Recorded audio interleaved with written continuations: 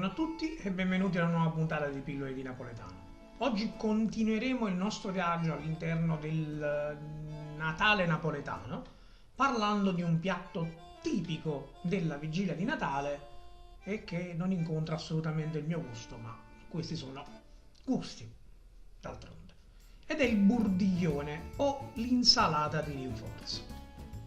Allora, cos'è l'insalata di rinforzo? L'insalata di rinforzo è un'insalata fatta principalmente con cavolfiore lessato, più tutta una serie di sottaceti, olive, cetriolini, giardiniera, peperoni, più le acciughe sotto sale e il tutto è condito con olio, sale e aceto.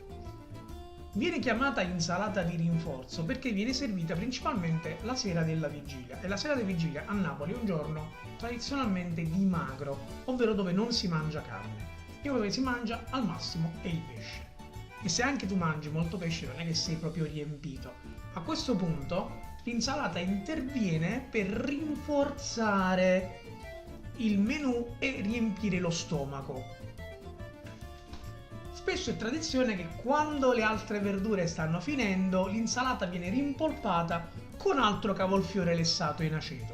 E questa è la cosa che non mi rende proprio assolutamente entusiasta del burdiglione, il fatto che io non sopporti assolutamente il cavolfiore, ma mi rendo conto che sono gusti miei.